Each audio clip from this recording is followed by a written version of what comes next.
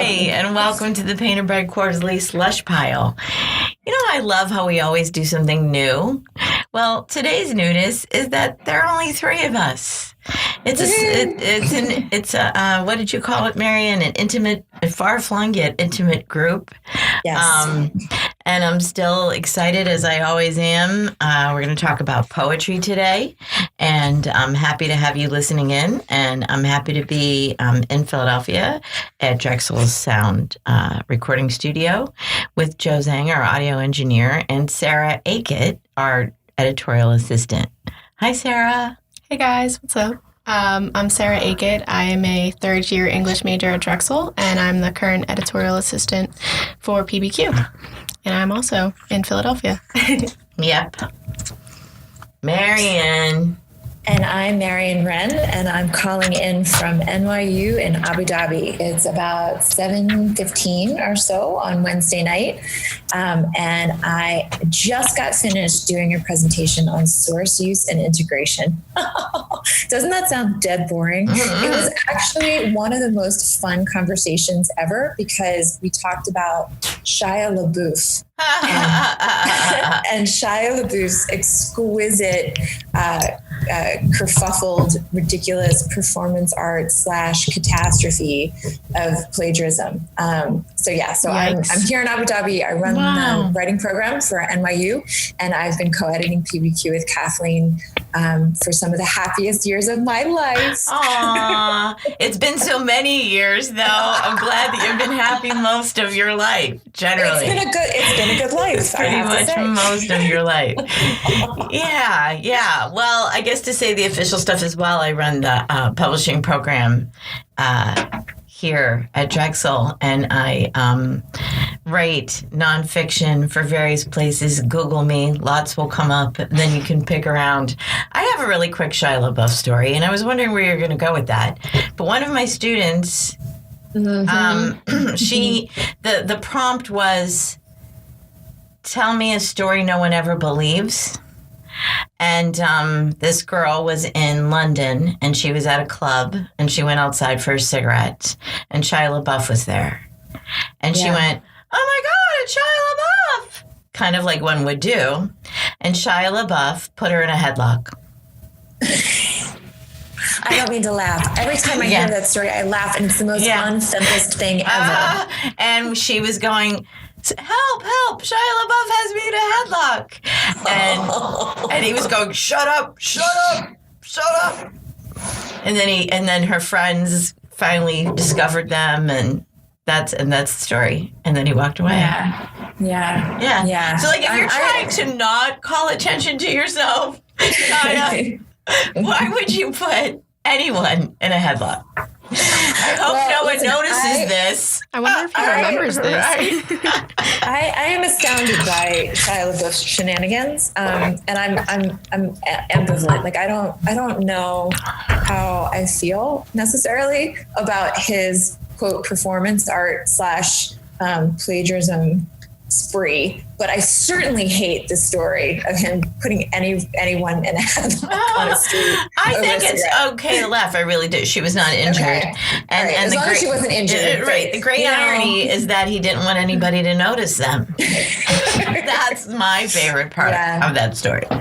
So anyway. All right. Well, these poems today have nothing to do with Shia LaBeouf or source and integration. But they do have to do with celebrity. Oh, that's true. Kind of, sort of. Mm-hmm. So our first poet today is Whit Williams. We're going to be discussing two of his poems. And he plays for the band Cotton Mather. And we're going to give you another extra special treat today and play one of their songs on a break. For a little break of our voices. So we'll do that a little bit later, but now we're going to read and discuss Hawk Pride Mountain Nocturne. Are we ready, ladies? Okay, away we go. Hawk Pride Mountain Nocturne. The deceased leave behind their voices, some in shoeboxes, stacked in the back closet of the mind, others under creaking steps in leaf whisper, water murmur, highway hum.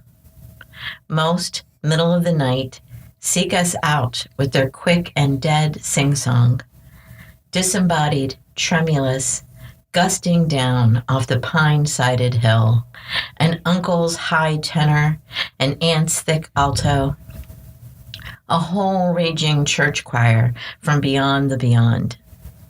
Voices pure as light as breath. We breathe in these voices in our sleep, taste these voices in the bittersweet sweet draught of dreams. Voices in the shapes of clouds, voices raining down the old mud-trodden hymns, horse and buggy, us, back to that little white church in the woods. Lay roses on those headstones carved with our names. Sing out, brethren, in voices long silenced but still heard, harried by a north wind from the past. Let your praises pillow our slumber and greet us like morning mist. Hearken us back from our dreams, brethren, and forward into the light.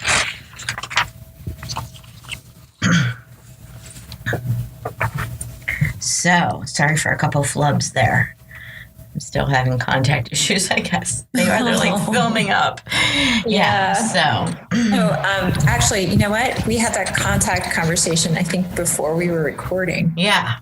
Which is to say, Kathy's got a contact on Inside Out. And I fixed it, but I'm still feeling filmy and odd. But okay. I should have told everybody that you can read along with us. You can go look at that poem on PBQ's website. And I think the structure it's one long, no stanza break, and I'd say at least 16 lines, right? Yeah. So I have to say, like, it breaks my heart from the first line, right? Mm-hmm. And that is, the deceased leave behind their voices is both true and also fading truth, right? So when you are, you've experienced loss like that, you can call up your beloved's name, right? And then that voice begins to fade a little bit, right? And I think that move is, that for a first line, is really quite bold and puts me in the mood of kind of melodrama and sentimentality. What I love then is the move is summon shoeboxes stacked in the back closet, and then he's got back closet of the mind. So for like, that's a woof, right? Like I'm loving the poem, and then pushed right back out with stacked in the back closet of the mind. Right? It's that phrase of the mind, isn't it? Yeah, I think shoeboxes stacked in the back closet would be fine. I love the shoeboxes, right? And I'm willing to forgive the mind, because what happens in the next lines, others under creaking steps, and then this is like an incantation in leaf whisper, water murmur, highway home. I'm in. Yeah, I'm in. Right, like that incantatory, is that a word? It's an incantation. We knew what you meant. Thank you. Yeah. So his capacity to do this sort of listing as a way of drawing focus and attention into the heart of that loss, I'm paying attention. Yeah. It has a great rhythmic feel to it without even needing a rhyme or rhythm. Like later down in the poem, when he just repeats the word voices as pure as light as breath. We breathe in these voices in our sleep, taste these voices in the bittersweet drought of dreams, voices. Just, it makes you want to rock back and forth and just listen. Yeah, Sarah, well said, right? I think you're right. I think there is, and look at the way that's almost like linking logs. Voices as pure as light as breath. We breathe, right? And voices in our sleep. And then the sleep gets echoed in the rhyme, taste these voices, there's repetition in the bittersweet. So you've got sleep and sweet right at the end of the line. But tell me, is it drought or draft? I've always heard that word as draft, D-R-A-U-G-H-T. Taste these voices in the bittersweet draft of dreams, as if it's like you're drinking down something, or it's a wind, or it's a flow of something, rather than drought, which I think is O-U-T. But I don't know. That's somebody better get the Google out on draft and drought. Or isn't it draught of dreams? And it still means your first definition. I think I'm gonna get the Google up in honor of Jason Schneiderman. I think draft is another word, but draught is what you're saying, Mare, that you think this is. And I think I agree. It's draft, right? She's so DRAUGHT is actually pronounced draft, and it's a British spelling. And I think that's what we got hung up reading it 3 different ways, right? So it's a variant spelling. It's a British spelling of a pint of beer. Right? Don't we still say? Don't we say it without the F and mean the same exact thing? Not according to this. No, not drawing design a first preliminary draft. Verb, to draw the outlines of, to draft, to draw, to pull. Well, that's what we're talking about. DRA? No, I'm looking, right? It says DRAUGHT. Mm-hmm. Right? It is a variant spelling of DRAFT. It's the British spelling of the word draft.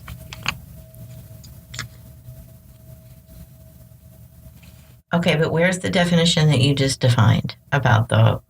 Right. So then it becomes draft, DRAFT, right? So I'm looking at dictionary.com. So this is not the OED, right? But dictionary.com gives us DRAUGHT, variant of draft, DRAFT, and then it gives you the history of all that, blah, blah, blah, blah, blah. Then the definition of draft is a drawing, a sketch, act of drawing, a current of air. As a verb, it's to draw, to pull, to select by draft, right? And then that's the drawing or the pulling is the beer reference too.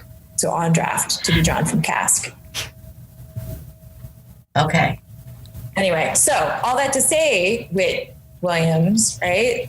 Going back to that line, it is, we breathe in these voices in our sleep, taste these voices in the bittersweet draft of dreams, turns that into a sort of like a gush, a beer reference, a drink, a flow, right? Rather than the opposite of it, which would have been drought, meaning none of it, like the absence of it. I think.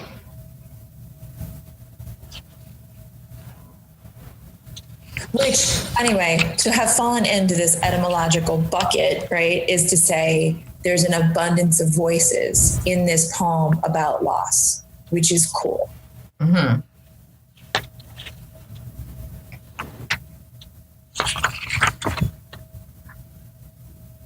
Yeah, I really like it, even where it goes next. You know, horse and buggy us back to the little white church in the woods, lay roses on those headstones, carved with our names, because they are your names too, right? Yeah. And you know what, Kathleen, doesn't this remind you just a little of Abraham Smith? Can't you see Abraham Smith cocking his head, brethren? Sing out, brethren, in voices long silenced, but still heard, harried by a north wind from the past. Let your praises pillow our slumber. This guy is Texas. I could just hear Abraham. Yeah. This guy is Texas. Yeah. H. Whit Williams. The band performs in Austin. Lots. So it makes sense. Yeah. But I think that brethren, that reference to like this, what feels like old time sensibilities, right? Pushes it, into old time Texas, not just Texas, but like some older time zone. But it's not overwhelming too. No. I like some of the fun he has with language, like horse and buggy us, and praises pillow our slumber. He's doing a really interesting work to pick apart there with using words in different forms. Yeah.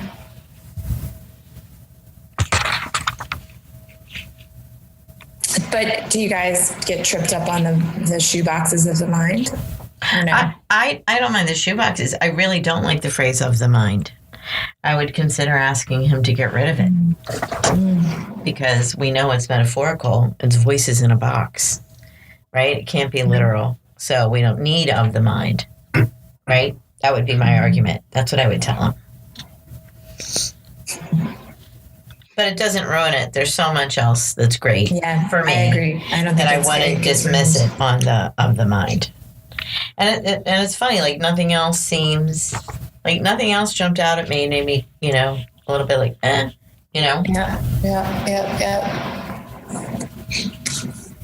Nice control, nice fun use of language, what about that title with this Hog Pride Mountain Nocturne? I don't know, right? Like, I'm not sure that's got to be some sort of sensical reference inside the universe of probably a sequence of poems, but I don't get it, right? Well, Hog Pride Mountain, I think, is a place name. Yeah. Right? One of my favorite camping places is just called Hawk Mountain. But I would imagine there's one called Hawk Pride Mountain somewhere. And this is the night song of Hawk Pride Mountain.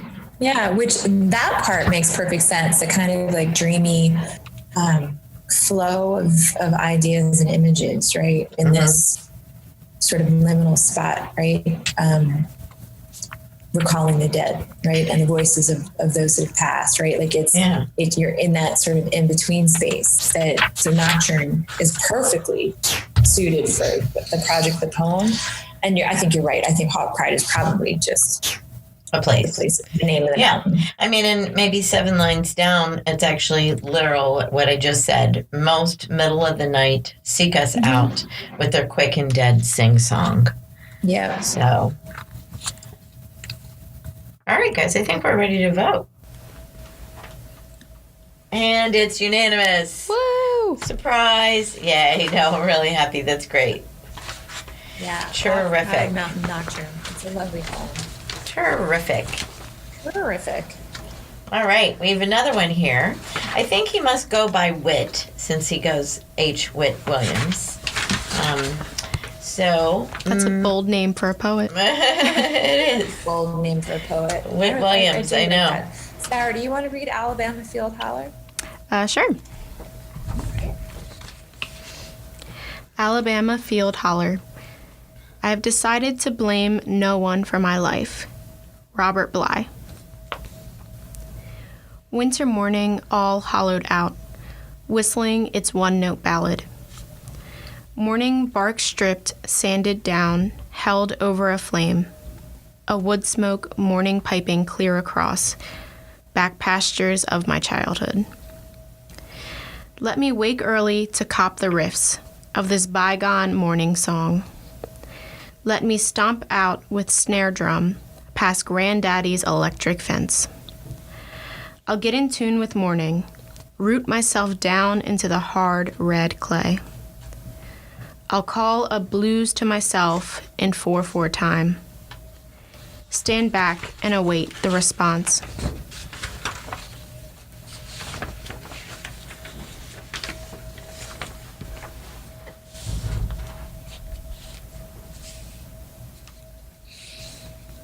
I want to love this poem, and I'm not feeling it, right? So I love that title, Alabama Field Holler. And I also like the provocation of the epigraph. I've decided to blame no one for my life. Yeah. And then if I'm understanding this, like moving out into a field and shouting, right? It's also a kind of prayer, right? So it's this wishfulness. Let me wake up, right? Let me stomp out, right? And then tuning in with this morning. But for me, it doesn't coalesce in the same richness that the previous poem does. Mm-hmm. I don't know if he's hollering. I think I'll call a blues to myself. Mm-hmm. But maybe I think he's playing music. But either way, and then he's waiting for the response, right? Yeah. It is called holler. Yeah, stand back and await the response. I mean, I do love that notion of like a sort of call and response. You put your art out and you wait for the response back. You know, so it feels like a quiet, right? Waiting, even though it's full of noise, right?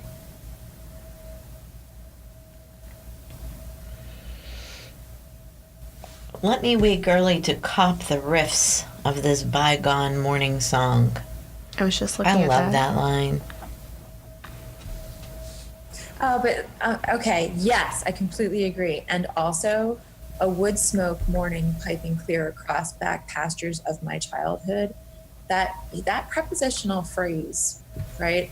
Of my, like it's not unlike the lampshades of desire, the closet of the mind, right? There's something like in the rhythm of his delivery that it just, I don't know, like the back pastures of my childhood. Lampshades of Desire? Where is that from? That's okay. Wait a second. That is some old school Lisa Zeidner teaching from I don't know what. Oh, it was just like sarcastic. Total sarcasm. So Lisa Yeah. Zeidner used to like warn against, right? The lampshades of desire. Lampshades of desire, right? Right. The shoebox of the mind. I'll tell you what, though, of all of these, the back pastures of my childhood is the only one that is literal.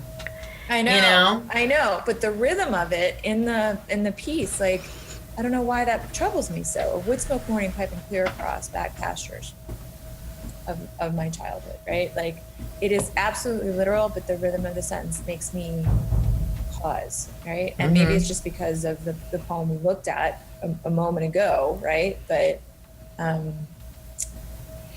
it seems to like quiet the flow of this a little bit. Okay, morning piping clear across back childhood pastures. No. I think Childhood back pastures? My childhood. No, I'm trying to move it. It's a modifier, right? So if we said morning piping clears across my childhood's back pastures. But what is That what would are work. you actually saying? It's like, is this the pastures of your family that are, so Yeah. are you in these childhood pastures, or is this like a mental, I'm remembering the pastures of my childhood? Are you physically in the pastures, or are you recalling? I think he's physically there, and that's why he's taking this moment to try to have this spiritual moment. Yeah, You know, the he's childhood, walking though, is past a Grant. time- That's a time signature, not a place, right? So it's like it's morning piping clear across my family's back pastures would do it. Right, he's definitely on his family's property, past granddaddy's electric fence. But I think it might be important that they're the pastures of his childhood, and not really just his family's property. His family's property has way less resonance, I think, than childhood pastures. I mean, it might be twofold, both physical and mental. Yeah. So, Yeah. like, he's walking through, and as he's walking through, memories are surfacing. Right. All right, Marcel Proust, right? Exactly. It's the memory of the past surfacing in the moment. I get it. I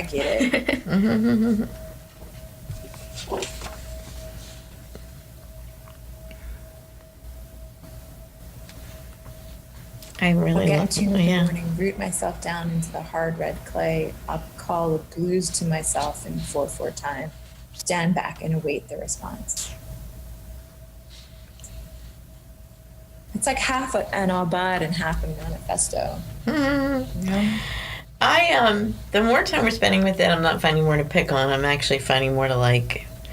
I like all of the words that are music words, which he's whistling, piping, riffs, stomp with a snare drum. Right? I'll get in tune. I like that line through. The through line. I like the through line of the musical terminology with Alabama Field Holler.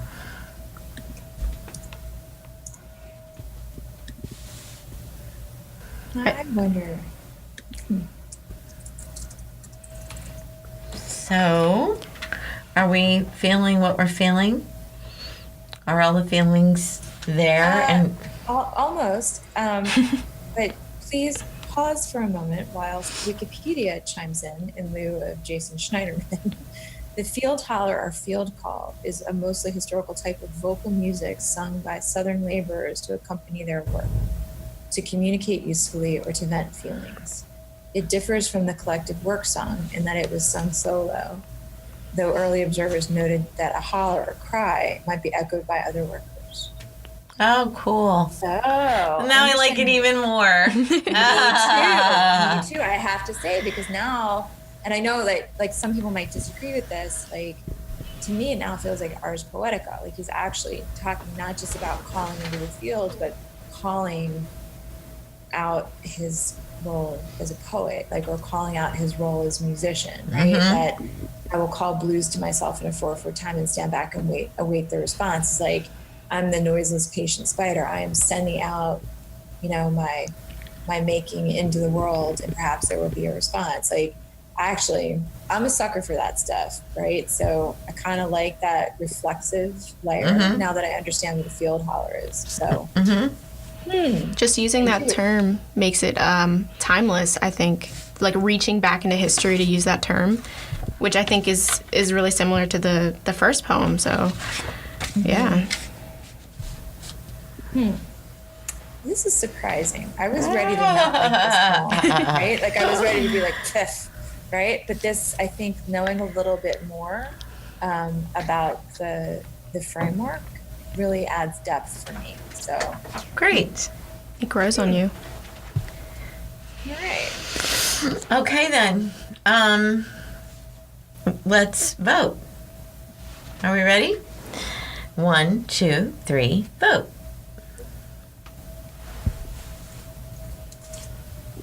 And it's in. Woohoo! Oh, all right, friend. Good job, H. Whit Williams. You know what I want to do now? I want to take a musical break, all of this music reference, and hear something from Cotton Mather. And Joe Zhang, our audio engineer, has chosen something. So what is it, Joe? What's the name of what we're going to hear?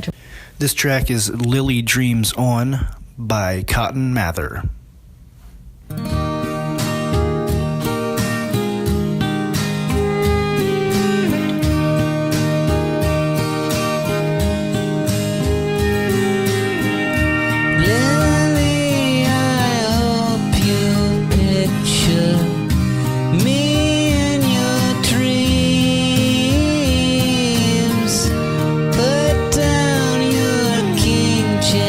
Bible, you don't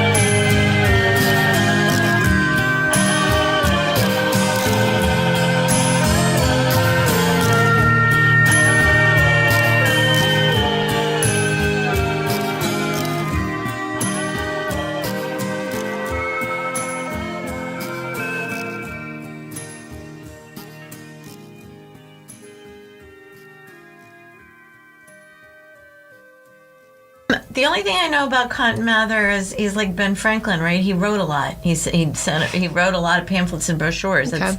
That's like the only historic fact I remember from 7th grade. Last time I ever studied Cotton Mather. You're gonna love this, Kathleen. Cotton Mather and his father, Increase Mather, right, were super important early Puritans, and also really supportive of, wait for it, the Salem witch trials. Supportive of them? Supportive of them. So they were on the So wanted all those little girls to burn? Dunking ye old witches. Oh. So, yeah. So Now that you Cotton say it, I Mather- think I remember his role in the famous, in the play. Yeah. So they have they're super influential voices in early America, like 1600, late 1600s, Yeah. 1700s. Do you recall that now that she said that? Like when you Nope. read the Salem, did you ever read the Crucible. The Crucible? No. Oh, really? And I didn't remember Cotton Mathers until I looked him up for this guy. So, You went to Catholic school your Just- whole life, right? yep. I wonder if they skipped that on purpose. I wouldn't be surprised Like at that's all. a I little mean, he's a too, Puritan, like they right? just don't want to open up all that. Yeah. I mean, history All is girls all... Catholic school are Sarah. Not for 4 years. The high school previous years was- were all girls. I was taught by real nuns. They didn't want you to, become witches. Yeah. Well, Get okay. influenced So negatively. In You know how in a more girls generous are. Reading. Teen girls. One girl becomes all the anorexic witchy girls, and they all Oh start my puking gosh. up their lunch. Oh, no. It's true. All right now. But okay, so the Mathers, let's say, right, were super vocal, super passionate, religious intellectuals, right? Like that was their thing, right? They really, participated in rallying people to ideas and to a kind of kind of a push towards rationalism, but at the same time were anchored straight up in these witch trials. So they're complicated. And I say this to you, full disclosure, my mother and my aunt would remind me constantly that we're related. So on my mother's side of the family, we track back to the Mathers. And my friend, my very dear friend, Joe Califf, who's a teacher of writing at Princeton, tracks back to the witches. And so Joe and I would get like drinks together in New York and be like, so how's it going? Your family killed some of his family at some point. Great. Yes. And also, yes. Yeah. That's pretty fucked up, Mare. Yeah. Greetings from Abu Dhabi. Yeah. So they were in Virginia, the Mathers? Didn't all that happen? No, they were mostly in the Northeast, further up. right? Yeah. So like, Boston, They're with Salem, and Massachusetts. and Yeah, that's what I was thinking. That's why I thought your family was all Virginia forever and ever, but I guess not. That's the southern side. That would be my daddy's side. Thanks so much, everyone, for listening. Remember to tell us what you think on our Facebook page. Send us emails directly about your thoughts, and would love to have questions that you might want answered on our podcast. So anything you might want to ask us that you think other people might be thinking about too, send us a letter. And if you would like a podcast sticker for your laptop, send us a good old-fashioned self-addressed stamped envelope and we'll send you one. Keep reading, and thanks again.